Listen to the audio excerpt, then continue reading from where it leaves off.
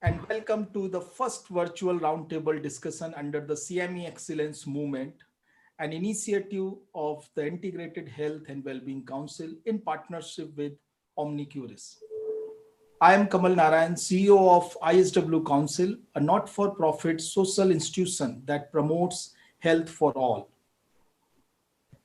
India is witnessing an exponential increase in the number of COVID-19 infected people, and the unspeakable, horrific pictures of helpless patients and families every day from all over the country have rattled our minds and souls.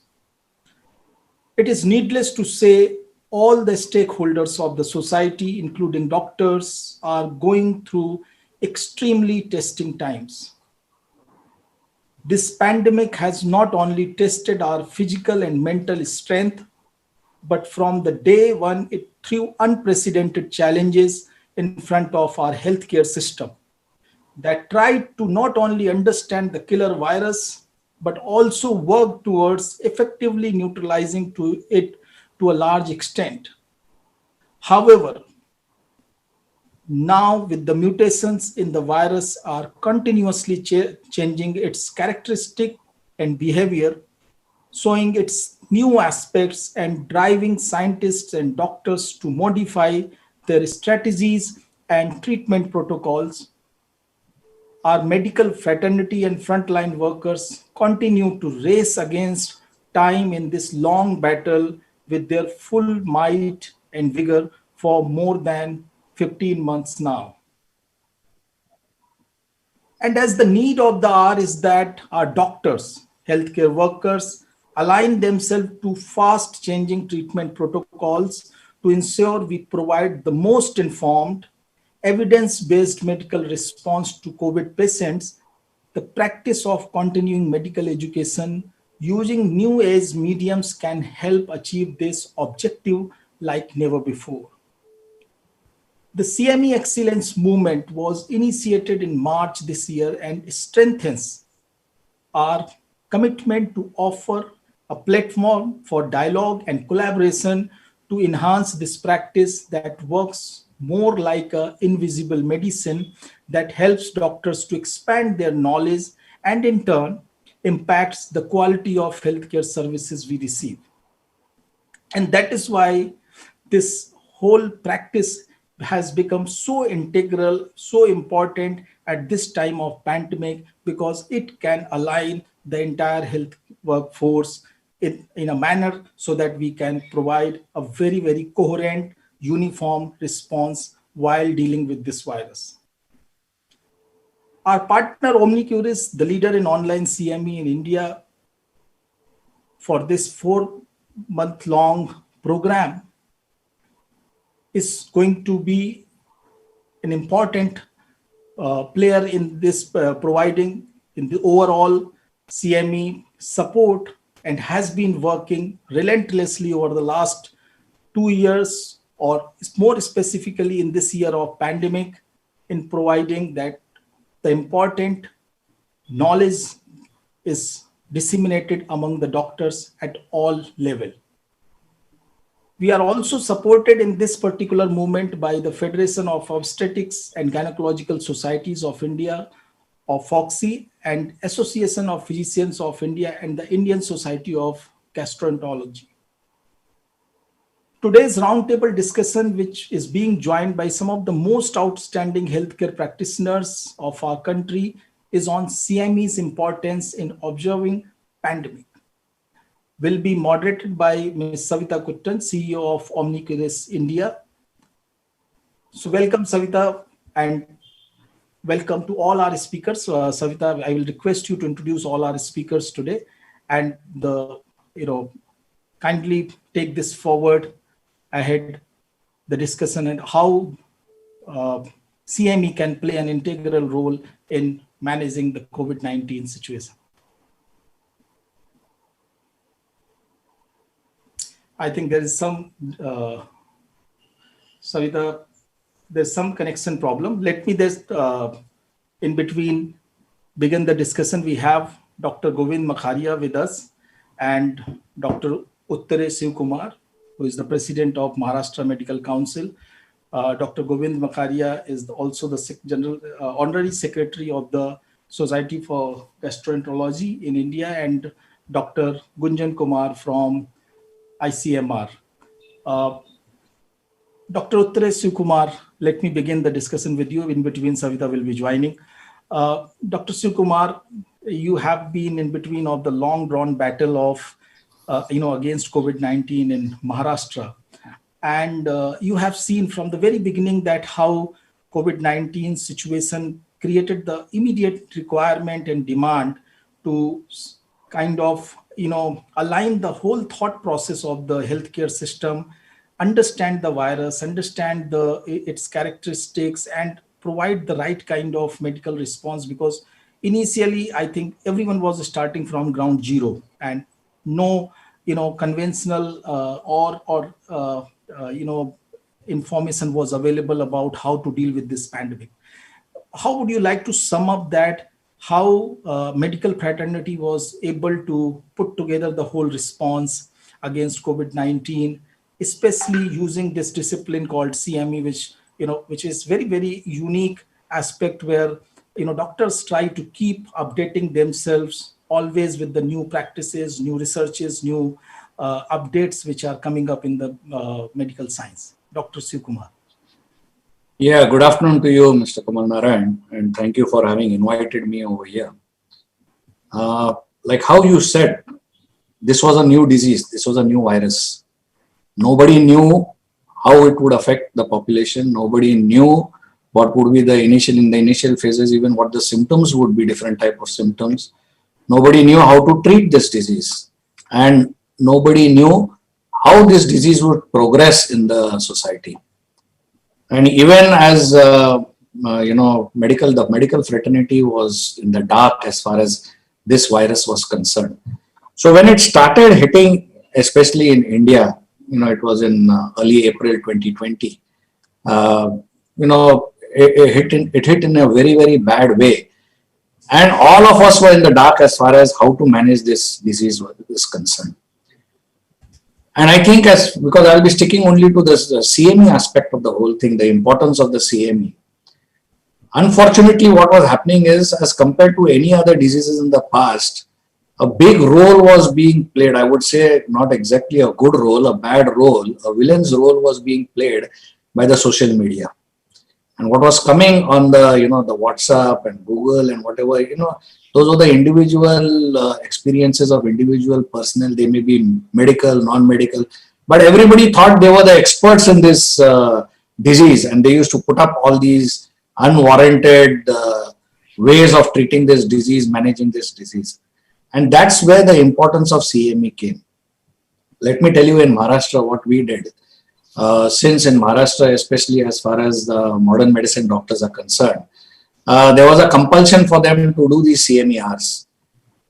We opened up the CMEs, up till then the physical CMEs were taking place. We opened this up CMEs where they could do these CMEs even on these platforms like Zoom or, the Google platform or whatever. And they could get the credit points. This was one of the incentives that we offered our doctors.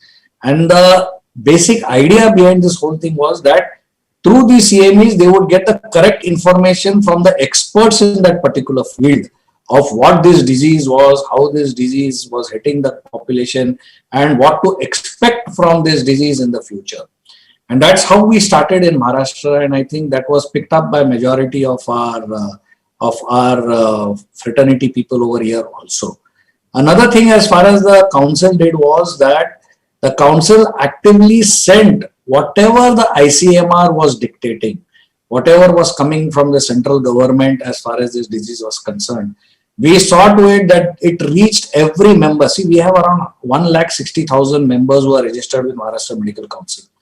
We made it a point to send by emails all that was coming from the center regularly to all our members so that they would understand what this disease was.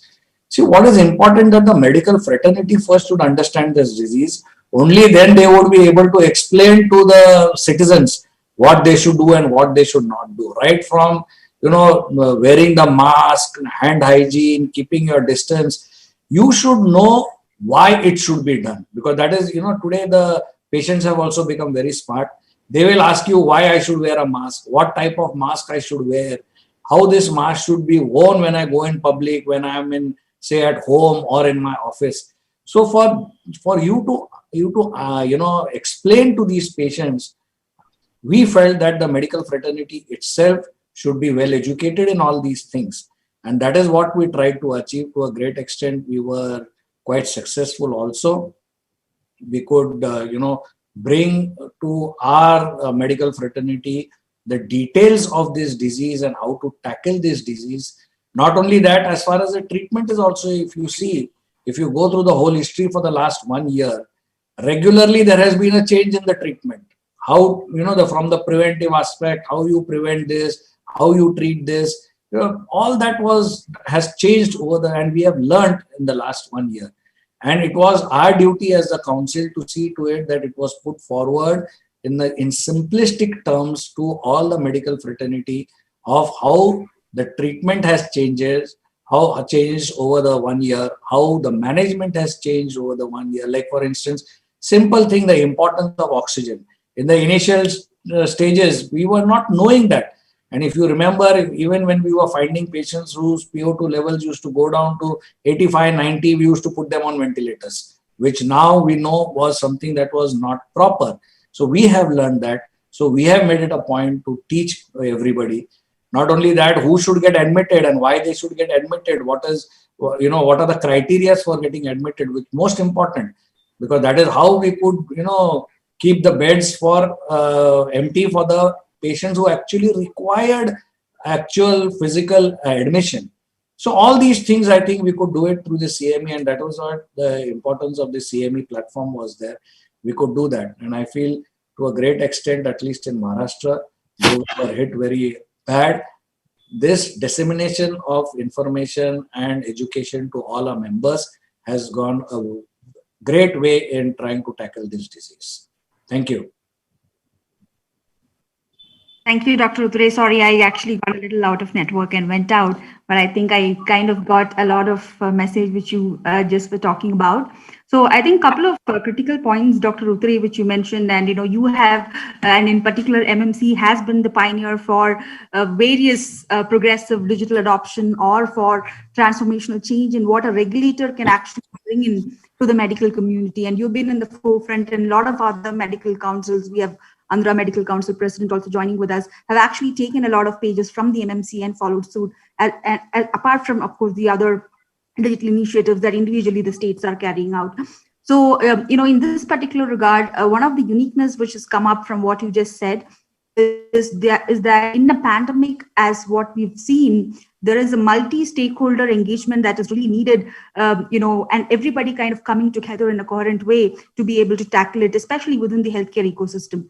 And regulators, you as regulator on one hand, and then we've got medical associations, we've got in this panel, we've got the Secretary of Indian Society of Gastroenterology. So I think what we have seen is really, that multi-stakeholder engagement that you brought in from collaborating with all the societies and all the medical associations, as well as the initiatives taken by the MMC in bringing about this change. So what do you have to talk about that, Dr. Utture, in terms of, how did you really go about? Because, suddenly it was a shock, right? Like, we have a data which says that close to 5,000 hours of conferences, that's being the minimum, has been cancelled in the last 1 year because of travel restrictions, COVID, et cetera, which is, a significant number of hours when it comes to knowledge dissemination.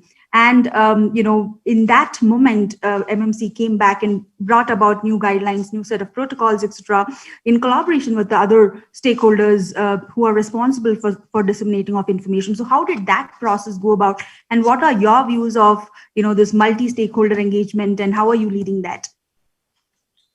Yeah, see, what you're saying is absolutely right, because way back in April, when, late March, I would say, last week of March, when the lockdown was put into place, at that time, we ourselves in MMC, for the next 1 month, we had more than 500 physical conferences and CMEs, which they applied for the credit hours. And suddenly, overnight, we had to cancel all of them, obviously, because everything was locked down at that time. But what we did was that we immediately converted all this onto any online platforms, and we gave them the same credits. We gave them the same, the methodology of giving them the points and everything was almost the same as would be in a physical conference or CME. So immediately all the organizations also who had applied for that physical, they also, of course, very proactively, they converted to, onto the platforms, online platforms, to convert, to give the CMEs and disseminate this information to all their members. So we got very good cooperation from all the organizations also, and because of it, to a great extent, now I would say that as compared to what we were doing in 2019, if you compare in 2020, the number of CMEs and the credit hours which we have given has exponentially increased by almost 5 to 10 times. So that, and plus what has happened is, as far as MMC is concerned also, we encouraged at that time to get on the Zoom platform all the big names who were actually in the center of this fight against COVID. Just to give you an example, as far as Maharashtra is concerned, at that time, Dr. Ganga Khedkar, then the task force doctors who were there, who were actually working in the ICU and all that, they were engaged, they were encouraged to come and talk on all these platforms. So, as I said, this was a new disease. We were learning. And the only way, as you know, in medicine, you learn is by the actual contact with the patient and actually treating the patient, where you learn what is right, what is wrong over time.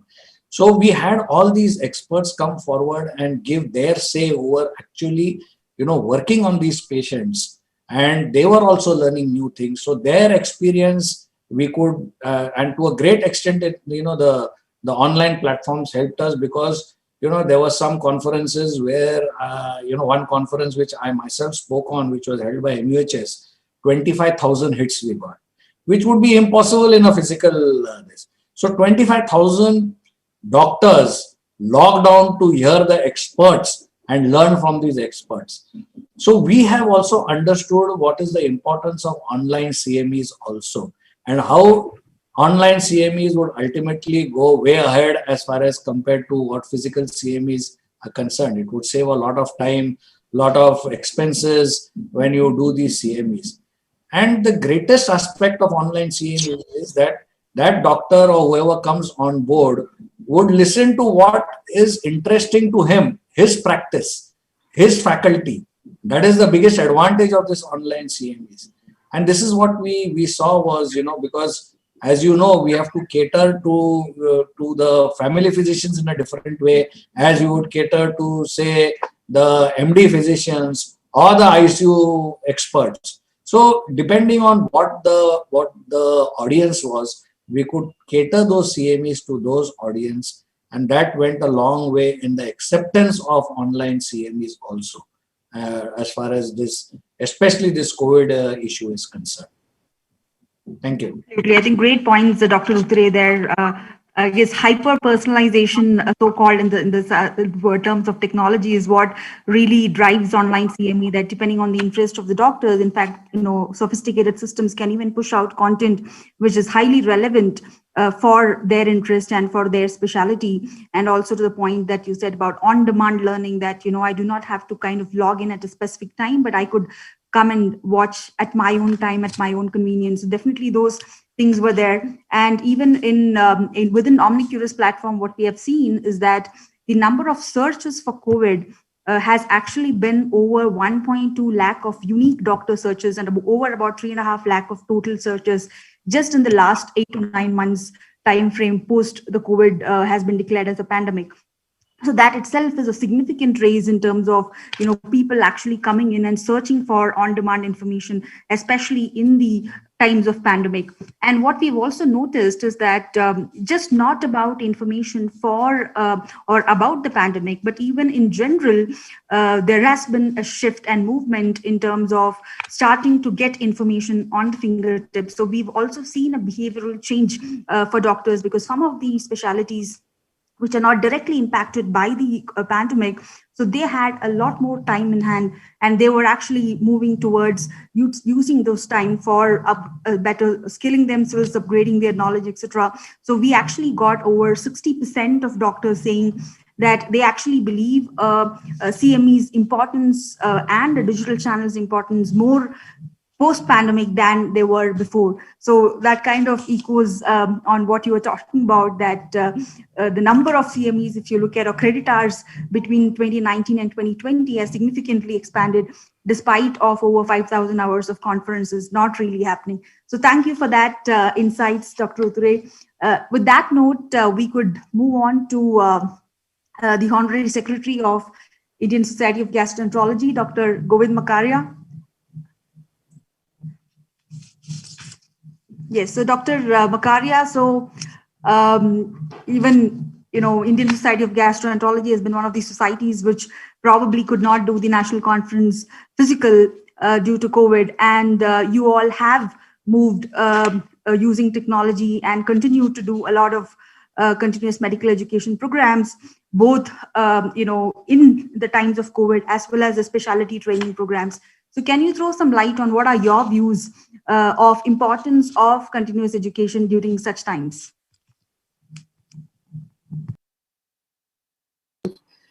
Thank you very much for your kind invitation. I think this is a wonderful platform.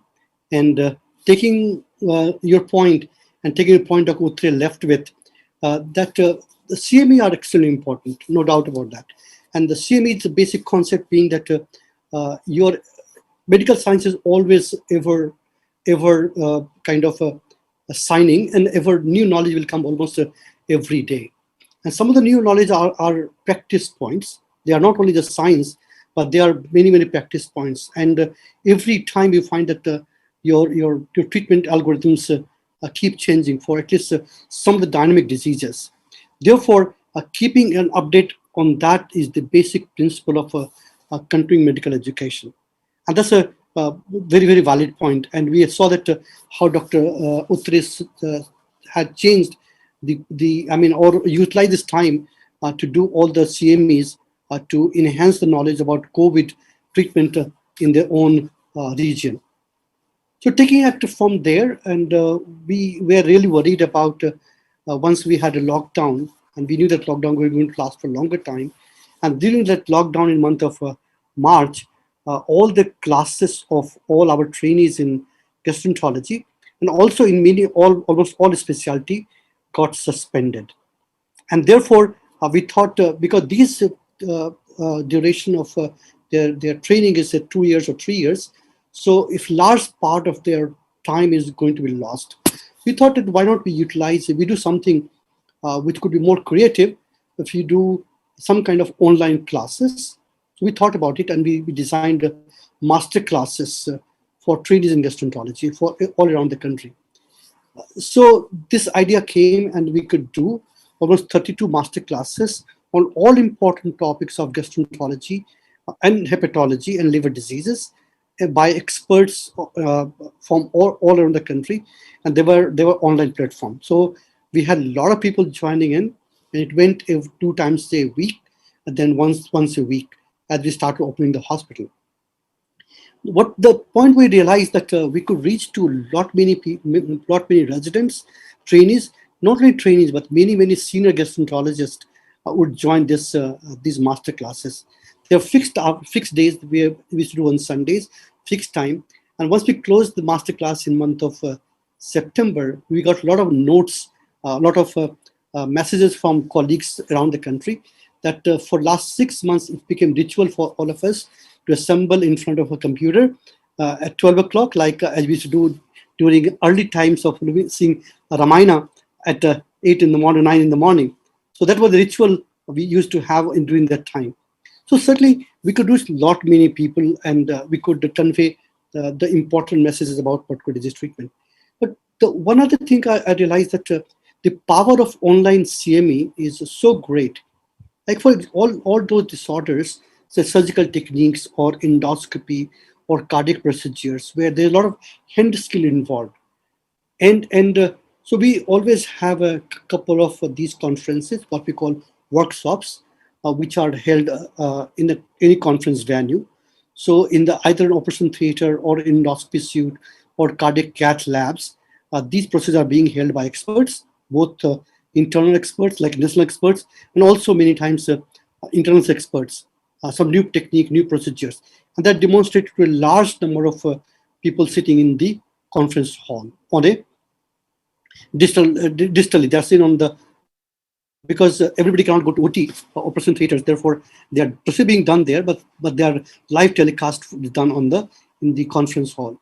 So that point of time, there was a conference held on endoscopy, where we had a whole day, 24 hours, so starting from Hong Kong to Singapore to India, then to Europe, and then to America, then to South America. It went around almost 24 hours, and all the procedures shown from different countries. Advantage, there's no expenditure. The procedure was shown by all experts around the world, and you could see at any point as you can see all the procedure. There were huge number of delegates who could see all these procedures online. Therefore, the one full day of conference, everybody in the world can see the same congress around. If you do a physical meeting, then you have only limited number of people coming to you, but online has a definitely great advantage. Absolutely, Dr. Makharia. I think the point you mentioned about procedures and how we could live stream procedures from across the world, not just from India. I think that really comes to the point as in the context of pandemic, where a lot of elective surgeries and procedures are also being pushed out. There is definitely a demand for surgeons or any of the doctors with interventional procedures or endoscopic procedures having to find out other sources where they could continue to keep their learning and continue to watch for the latest technologies with respect to procedures. So that's definitely something which even we have seen that a lot of young surgeons have been looking for online modes to be able to keep themselves, keep the learning and keep continuously doing the learning, given that they have a little more time in hand. So thank you so much for that. One question to you, Dr. Makharia. While most of the societies and associations are focusing on medical aspects, treatment aspects, or procedural aspects, do you really think that there is a need for soft skills like emotional competencies, time management, stress management, etc.? Given the current pandemic, we've seen when we were working a lot with API, we've seen that there is a significant toll on the mental health of the frontline healthcare providers. Like in any other healthcare emergency, the frontline healthcare providers are the biggest ones to take the brunt of the entire, emotions that the patients come with, because they are right in the front line. So what is your thoughts on that? So our society is really looking at bringing that soft skills into the overall CME/CPD, so to speak, because it's really not CME. Dr. Utture always keeps saying that it is continuous professional development. So what are your thoughts on that? Well, completely agree with that.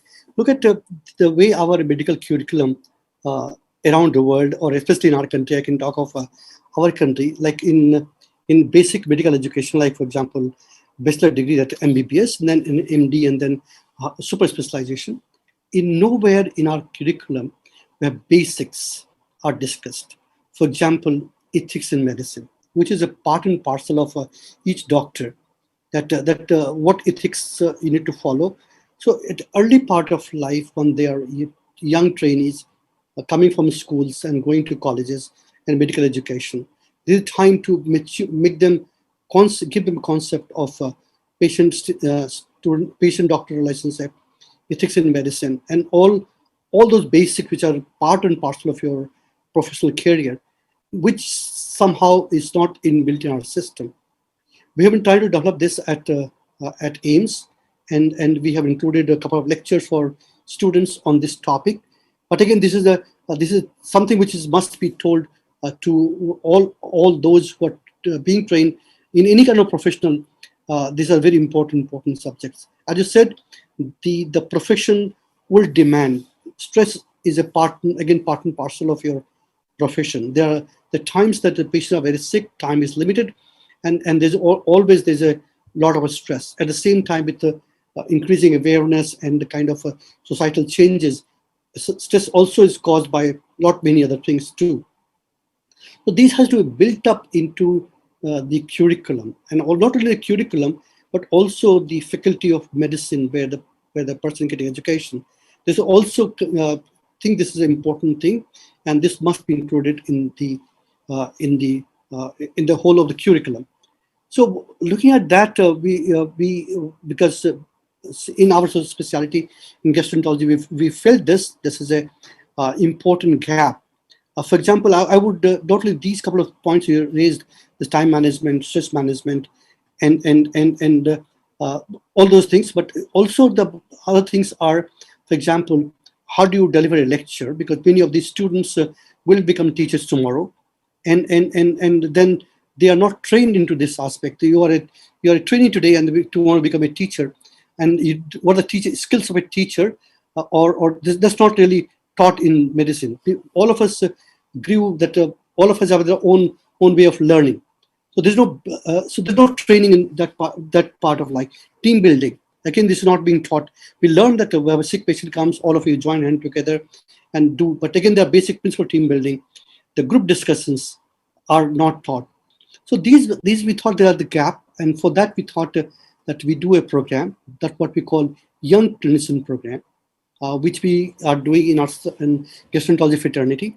And the basic concept we took was two things, that call all the boys, all the trainees at one place from all around the country, and spend 3 days with them, where you give them the soft skill lectures and some demonstrations.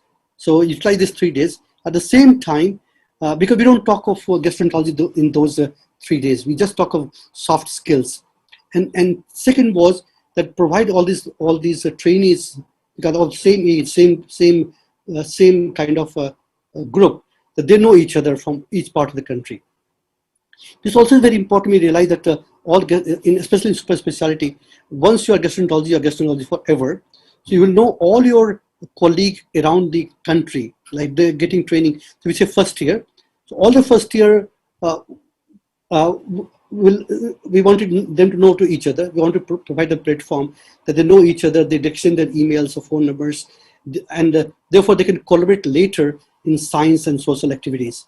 And we also realize that any good study which is done is always a multi-center study. A study done at one center, you never get enough number of patients. The study can never have good power. Therefore, we want to create a system that the person know each other. Therefore, and to have friendship in early part of life in this specialty. Therefore, we consider the program called Young Clinician Program. And this we have been doing in our society for last 11 years. And this have been we believe this has been a good model to provide soft skills, and at the same time, provide them platform to know each other. Great insights, Dr. Makharia. Glad to hear some of those initiatives coming from AIIMS. We also heard some initiatives such as this from Dr. Guleria, in the few of the other sessions on what AIIMS is doing, because AIIMS is definitely one of the institutions that really needs such program, given the kind of pressure and given the kind of service that they are doing to the communities, being the nodal center. With that, we'll move on to Dr. Gunjan, who's been patiently waiting with us. And Dr. Utture, we'll come back to you on what Dr. Govind Makharia said after we finish Dr. Gunjan. I actually wanted to hear your thoughts in terms of what do you believe with respect to soft skill training for medical professionals, and do you really see that as part of your CME CPD credit requirements, or you feel that's something more of personality development, which really doesn't come in the purview of the regulations and the CME credit point? So we'll come back to that point. We'll give you some moment to ponder on that. We'll finish Dr. Gunjan. Hi, Dr. Gunjan. Thank you for waiting patiently. So Dr. Gunjan, you come with a very different perspective from ICMR, which is, being the organization which has continuously been coming up with a lot of data, insights, be it recommendations, especially in the time of pandemic. So what are your views, being from ICMR, which is, slightly different perspective on how do we, in such pandemic time, continue to disseminate and make sure that the information, the right knowledge, the right information reaches to every single healthcare provider across the country? Let's hear your views, Dr. Gunjan. Okay. Hi, everybody. Thank you, Savita, for having me here, first of all. And I agree and totally with Dr. Govind Makharia and Dr. Utture on their thoughts of how important CME has been in tackling this pandemic. So earlier what we used to do, our traditional CMEs were always physically, we sat together physically, we had case rounds or we had grand rounds, we had physical conferences, or in fact the traditional classroom training. But with this pandemic coming up suddenly, everything was disrupted, and it was, at the first look of it, it looked like it is potentially very disruptive to for the medical education to continue. But slowly, when we started, taking up sessions on the WebEx or Zoom or the social media platforms, it kept becoming easier for us. So as Sir said, the clinicians are the ones who actually helped us, making the protocols or the guidelines for patient management. We actually, sat with them through online sessions with the physicians from AIIMS and other elite institutes like Dr. Guleria, Dr. Naveed Beg, who are from AIIMS. They are clinicians who were, the frontliners of for the COVID care, and they actually, it was continuous sitting together with them every day. There were like no times, you can be it in the morning, evening, and it really helped us, to first of all make the protocols, form the guidelines, and second, to disseminate it. It has been rightfully said again and again that the learning opportunities are very less in tier 2 and tier 3 cities. But this pandemic actually gave us an opportunity to disseminate all the information to these kind of cities where the opportunities, it was considered to be less, but it was not actually. We were not rightfully making use of the technology that is already there. And it is actually commonly being done in Western countries. But our traditional methods were yet to adopt these online sessions, but doing that actually rightfully helped in disseminating the information also. Another thing, why this CMEs helped a lot in this pandemic was, this is probably my perspective. See, because how an adult mind works is that, you want to learn based on a problem. Adult mind doesn't want to learn a subject. They want to learn based on a problem that they're actually facing at their workplace. So when an unprecedented problem, which is, of such a huge problem that suddenly came up, everybody actually turned towards whatever mode of education or whatever mode of guidance that they could. And of course, with the physical meetings actually barred, this was the only way that we could turn to. And it actually, it really was very beneficial for physicians, doctors, I think nurses across the country. And it is continuing to be. We all know the guidelines are updated, continuously. And along with that, we do continually hold all these meetings so that everybody can be updated. Well said, Dr. Gunjan. I think the problem-based or practice-based approach to learning is definitely what the adult learner is looking for, as compared to didactic lectures, which oftentimes kind of gets monotonous over a period of time. So that's absolutely some of the newer pedagogy for learning, which a lot of platforms are trying to look at in terms of keeping the attention span, because unlike a physical meeting where there's a lot of human connect, in technology, you are interfacing with the computer, you are interfacing with the device at the end of the day, and it requires a lot of effort on the side of the educators and the platforms to really come up with innovative methods to keep up the interest, so that the learner, on the other hand, is able to follow you and continue to go till whatever time the lecture lasts. So great points there.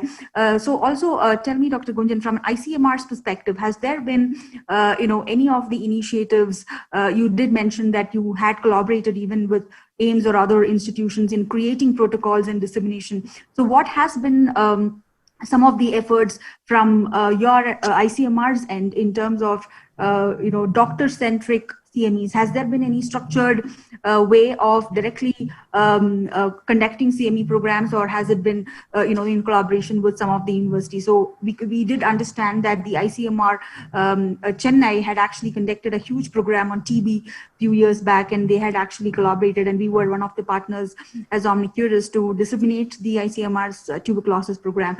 So let me hear from you. Is there any such program which has been conducted by ICMR for the current pandemic?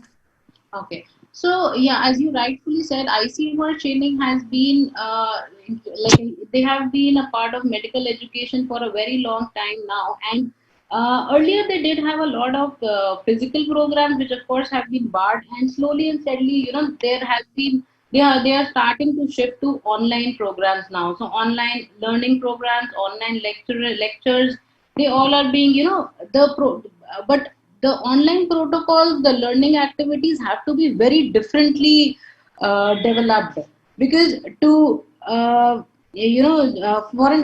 a person to pay attention online, where it is very easy to get distracted, it is very easy to put yourself on a mute and switch off your video and still be a part of CME. There you need to develop the whole study or the whole protocol of the your sessions very carefully. So yes, it has been like it is continuously being done, and we did hold a lot of CMEs, probably right now unstructured, but I'll just give you an example how we did that. So as we have recently been a part of two large multi-centric projects.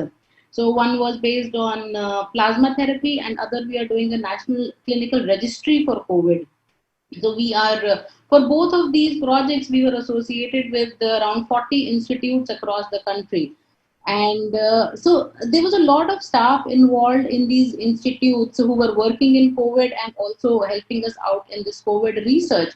So what we did for them is we tried to hold some weekly sessions for them, and we had our clinical specialists from ICMR who are a part of ICMR or consultants from ICMR, and they actually held like a weekly session for them so that they can update whatever new research is coming up on COVID management, and anything and everything, like whatever is published in a week's time, they will be updated for that in the upcoming session. So we did do that, and we are continuing to do that. We try to do that, but with this second wave, actually clinicians are have become much more busy, as I think Dr. Makharia and Dr. Utture will agree with me. The clinicians actually are having a very little time to come and update their knowledge right now.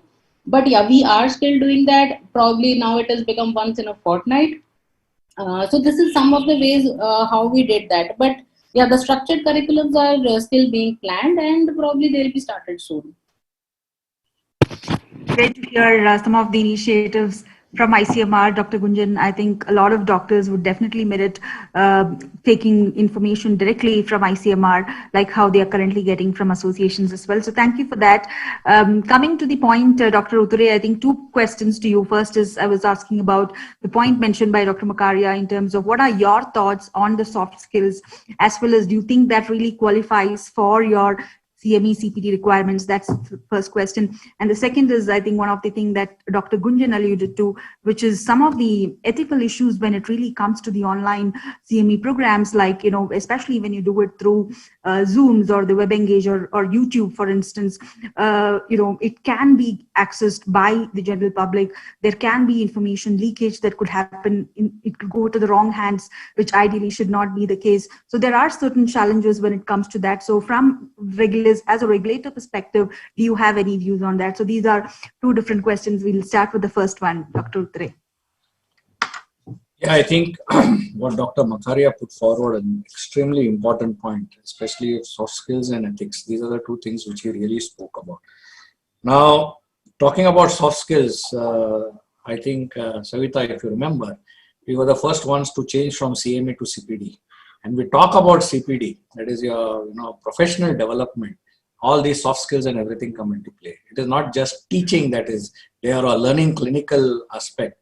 And so we have already done that long back, where we expect our registered practitioners to also learn about all these things. And it has been happening over there. We have been having a lot of these education programs also, which talk a lot about soft skills. Especially about ethics, which I feel what he has touched upon is extremely important, because I've been giving a lot of talks being in the council. I think nowadays I'm a surgeon, so instead of being called to talk on the clinical aspect in surgery, they're calling me more and talking about, as far as what is related to the council. And ethics is one subject which really is very close to me, because that is something which is never ever talked during our college times and when we were initially in our practice. We learned our ethics from our bosses by watching them, what they were doing, how they spoke with the patient, what was the relationship with the patient, the bedside manners and everything were never taught. I think now, yes, the new students are there. These two subjects have been introduced as far as MBBS course is concerned. But again, they don't become the primary teaching as far as the teaching aspect is concerned, which I hope in the future it will become one of the primary things. Especially during these COVID times, when you're treating these COVID times, I think ethics is something which is most important, because the whole concept of ethics, what we have learned before the COVID times, has completely, it has gone for a somersault. Because if you remember what is ethics, just let me talk a little bit on this, because most important aspect. As far as ethics is concerned, what we were talked about is the basis of any ethics is the doctor-patient relationship. That means a single patient and a single doctor and their relationship is ethics. Today what has happened is that has taken a back seat. Today what we have to talk about is community health and the doctor, not a single patient. And there the problem starts, because today instead of thinking about your patient as an individual, you are thinking about the community as a whole and how to go about treating that whole community. To just give you a simple example, when a patient comes to me as being a surgeon, suppose he comes to me for a surgery which is a cold case. And especially in the beginning of this pandemic in 2020 April, and even today in with what we are in Mumbai and in Maharashtra we are experiencing, there are a lot of cold cases which today I have to explain to the patient that we will not be doing it now. Now this was not ethical before, giving them, because you were supposed to give them the best treatment, and the best treatment would be for me to operate on that patient. But today I have to convince this patient that yes, during this era, it would be better if I can postpone your surgery for a couple of weeks or a few months, so that when we do it, we are comfortable, you are comfortable, and you will not be hit by this COVID problem. Not only that, even as far as the resources that are there, what we were taught before in ethics was that the maximum resources which were available to you should be used for the betterment of your single patient. Today is not the case. Like for instance, I used to do laparoscopic surgery a lot before the COVID era. Today I have reduced it because resources are not there for me. Like for instance, today what I am facing is the oxygen supplies, most important, where you have to shift the oxygen supply to these COVID patients. So when you say that, taking up any cold case which was there with a general anesthesia is going to be extremely difficult. So am I ethical in that? So I may feel that it is wrong, morally wrong, but today ethically it is absolutely correct for me to tell this patient, no, I will not be doing your surgery now. I will be shifting these resources to where it is available, or it is required and available. So what I try to say is even ethics has changed. It has not remained the same what was there in the pre-COVID era. And this is something that we should explain and we should teach all the practitioners of today of how even ethically they are supposed, they're supposed to treat the patient today as compared to what we have taught them about ethics in the past. And that is where the CME becomes most important, the education program most important, because what we are aiming at is not just teaching them by rote what happens in the colleges and the schools. What we are teaching them is to professionally develop themselves. And that is where we have stopped using the word CME in Maharashtra. We use CPD, where continuing professional development is concerned. And all these soft skills and ethics and everything automatically comes into play when we talk about CPD instead of talking about CME. So yes, the importance of all these, as I would say, reinventing and relearning your ethics and your soft skill is concerned, this COVID era has definitely taught us that. Thank you. Great, Dr. Utture. I think the point about even ethics changing with times, not just science is, very, very enlightening. And as you said, it's all put in context. And there will be a lot of young clinicians who are in a dilemma as to what is the right ethics in a different context or in a certain specific context. So there is definitely a need for continuous updation and continuous education and continuous professional education, not just medical education for doctors. And coming from a regulator such as yours is definitely encouraging. And I think a lot of other councils are going to go that route to not just call it as a CME, but rather look at it as CPD, as a holistic thing, especially given the fact that, this is a subject which is still very, very little covered in the formal medical education. So thank you for that, Dr. Utture. We actually got a message from Dr. Reddy that he's in a cabinet meeting of COVID. He's part of the COVID committee, which is getting prolonged. And the same is with the AIIMS Bhopal Dean as well. He's with the ministry, central ministry. We understand that we might have to cover them up later. So another last question to you, Dr. Utture, with respect to the protocols and guidelines when we are looking at online medical education. How do we really kind of control access of a lot of sensitive medical information not going out, and making sure that it is valid HCPs who are actually accessing it in the current world of a plethora of digital CMEs which are present today? So what are your thoughts on that as regulator? Yes, I think very, very important aspect you have spoken about, because the things that we talk in a CME, whenever we are educating our fraternity, some of those things can be understood only by those who have got trained in medical education. And a layman, if he hears what we are saying, he may not pick up and he may not know the nuances under which circumstances we are talking about, management of any patient or anything. And he may be misled, or he may take up the wrong, the meaning of what we say. So what you are saying is absolutely right. And as far as we are concerned, what we have tried to do over here in Maharashtra is that we take in what is called as pre-registrations. They have to register first, and especially the sensitive CMEs, which are very specific CMEs, are not allowed to be, put on the YouTube or put on live tube, where any and everybody can, log on to that. And that is what we are trying. Of course, it's very difficult, because as you know, just as they say, this technology is a good servant, but it is a very bad master. So if you allow the technology to rule over you, it becomes very, very difficult. As long as you can control this technology, then you will get the best out of this technology.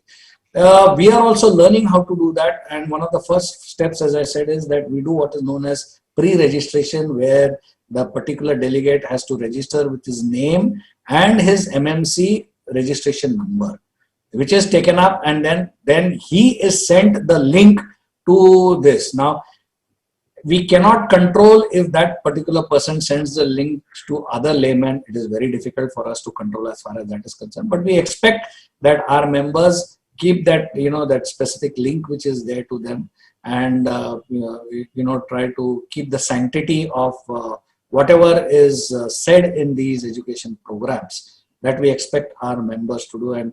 And this is what is the beauty of ethics. Ethics, if you see, can never be defined 100%. Ultimately, ethics is self-control. It is, you have to yourself try to lay down what your ethics are in life as an individual.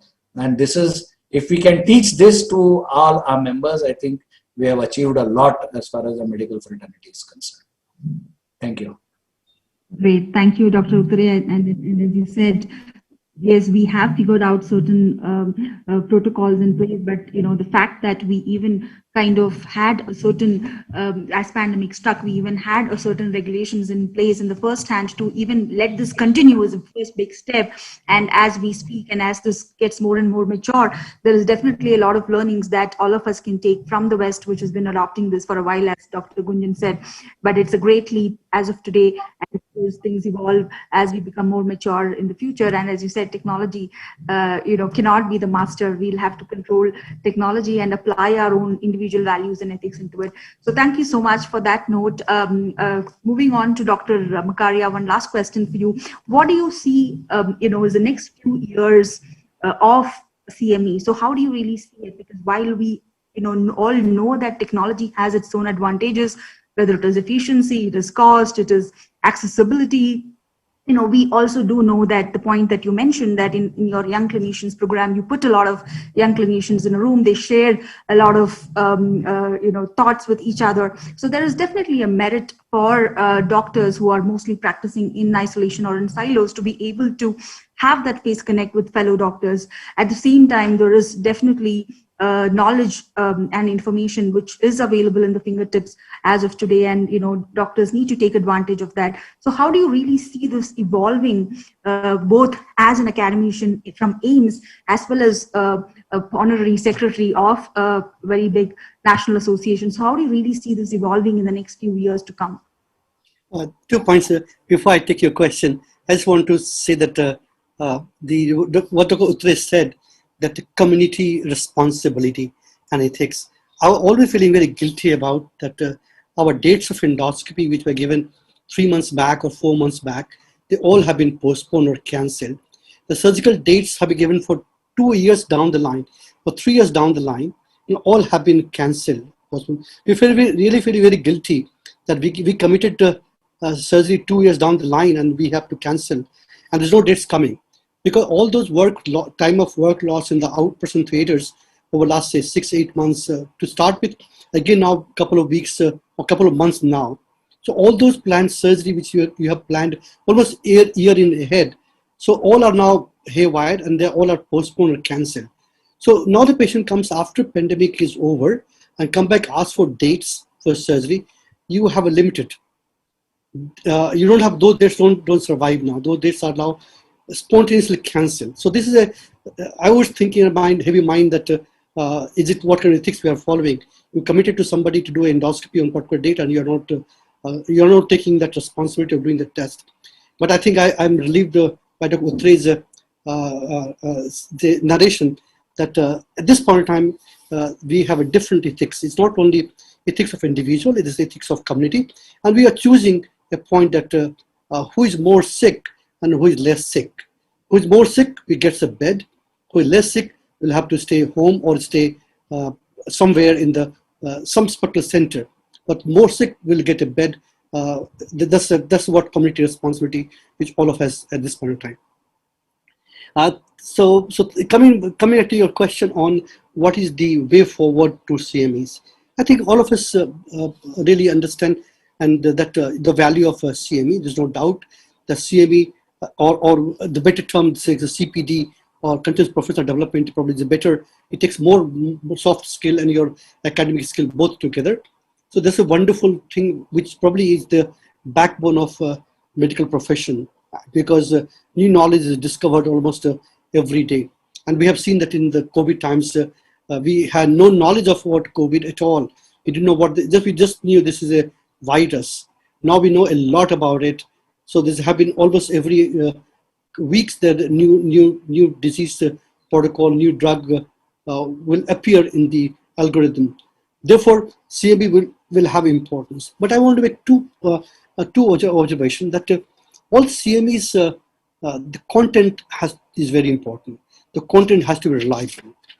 The person who delivers CME, because there's a lot of audience, so there's a responsibility that whatever content is delivered through CME, be it physical, be it virtual, it has to be a responsible CME, that all the information which goes to audience is just not a one more talk and go and give a talk, but is a responsibility that we look at.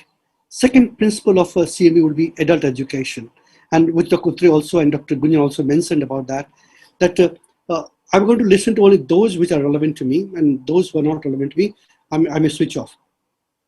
And also to remember that the quality of the content delivered and the reliability of the content delivered, whatever we do, will be extremely important. Now, coming to a difference between the two, that you have the CME which are physical CME. Again, there's a limitation that we have a limited number of participants, whereas online CME could be, we have no limits of as many people can participate. This can be in thousands. You can reach around the globe, and there's with no expenditure. The second advantage of that, which I believe is very important, I think all of us as a responsible citizen should consider that what amount of, so we have a medical conference, 2,000 people, 3,000 people, 1,000 people, 500 people travel, that leads to increased carbon production. That's a increased greenhouse gas emission. And this also not with that our climate is changing. So that's also become a very, very important issue for all of us to ponder upon, that big travel, a travel which could be avoided, you're making a travel and then again adding to carbon production. Therefore, you're adding to climate change adversely. So as an individual citizen and as a faculty of medicine, I think this is everybody's responsibility to consider this as important, that can I avoid one more travel. And so this was the question earlier, but now since we know that CME platforms are becoming more mature, they can hold on. It's still evolving. I'm not saying this is the best platform we have this point of time. Certainly with time, after we realize that online CME is needed, therefore platform will become much, much better. It can include a lot many people, become more interactive, audience can interact directly with speakers, which is not there at this point of time. So that those kind of innovation is likely to happen in coming time, realizing that online CME are likely to be a very important method of meeting people, not only for hours, but also for other professionals, that they go for one day meeting from different cities and then come back in the evening. So all this can be done online. So the couple of points I wanted to highlight was these. Thank you so much. Thank you, Dr. Makharia. I think great points on the carbon footprint with travel and coming from you, who holds two big positions both in an academic institute like AIIMS as well as in a professional body. It looks like there has been a significant behavioral shift which has come in the last 1.5 years towards continuous professional education, continuous professional development, and how it is going to shape for the future. Thank you for those words, Dr. Makharia. Dr. Gunjan, let's hear last thoughts from you in terms of what Dr. Utture and Dr. Makharia said, both in terms of the CPD as against CME, and as Dr. Utture said, ethics is put in context and it's ever evolving. It's very important for us to continuously share, and also the future of CME. So let's hear your thoughts as a closing remark. Then we'll go into conclusion. So first of all, I really appreciate what Dr. Utture said regarding the ethics of a community, delaying elective surgery so that oxygen can be sent to the one who is more in need. So I think this is, first of all, very enlightening for us, and it is something that all the younger clinicians, everybody in this medical profession should understand right now, because right now the needs of the community are of utmost importance. Coming to the CME, I think the world has changed in the pandemic. Everybody has shifted to digital medium, and CMEs in future, I think they will continue, and they should continue to be digital, because it has multiple pros of having something online. It is much more accessible. It has a wider spread. Anybody who was not really able to attend conferences, be it due to lack of time or be it due to lack of finances or opportunities to travel, they were not really, could not be a part of these CME conferences, workshops. But now everybody has a greater chance to be a part of these kind of programs, just because it is being done on a digital platform.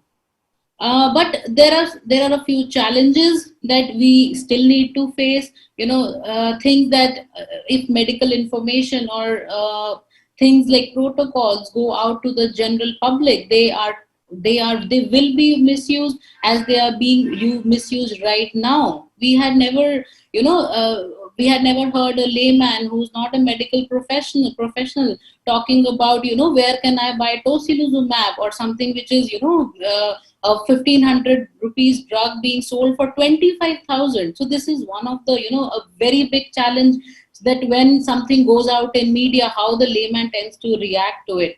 I have seen personally, cases who are having mild COVID disease, but they're holding injections of remdesivir and tocilizumab, and they should actually ethically also, they should go to the much needed. Thankfully, the regulations are being put in place for that, and probably it will settle down as the emergency, it decreases, as the health emergency plateaus. Probably these problems will decrease, but we will really have to take care of these kind of challenges in the future.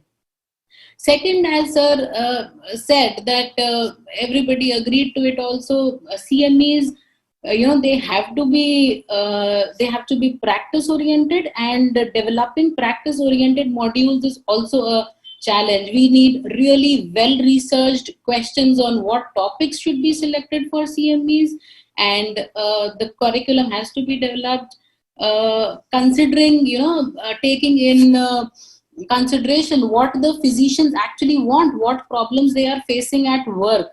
Otherwise, it doesn't really interest them, and they will not be, it is difficult to keep them engaged, specifically on an online platform. So these are the, I think, two big challenges that we will face in future when we, continue to have these online sessions. Otherwise, I think being digital is right now the way to go. Thank you. Thank you, Dr. Gunjan, for highlighting some of those and sharing your views. So that brings us towards the end of the session. So as concluding remarks, to summarize some of the points that all of you have raised. So we are in 2021, and every day we acknowledge the role of healthcare workers and the frontline healthcare providers who have played a critical role throughout the COVID-19 pandemic fight.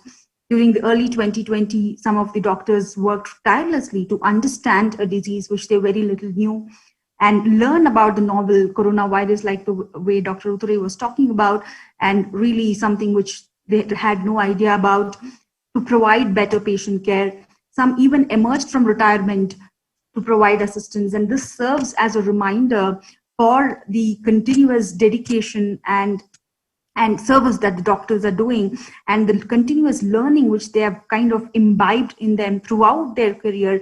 Doesn't matter which life stage that they are in, like the way Dr. Makharia said, some of them felt as if they were back in the college days. So that really kind of came up in a much more accelerated, amplified way in the COVID times, that a lot of doctors, irrespective of their age, irrespective of their experience levels, have actually become students, which shows the dedication for better patient care that the HCPs are having. And we salute all of them for their continued support and dedication. Now, as the pandemic continues, the importance of accessible medical education to support clinicians who are managing critical patients continues to be needed. While Dr. Gunjan, to your point that yes, they are stretched, and they are stretched far too thin. And that is where, when they have limited time, how is it that we can give targeted, on-demand point of care solutions which they need if they want to quickly pull up or refer, will continue to be important. And that's where technology has to play a significant role in putting the right information in the hands of right people who need it the most. So it continues to play a role.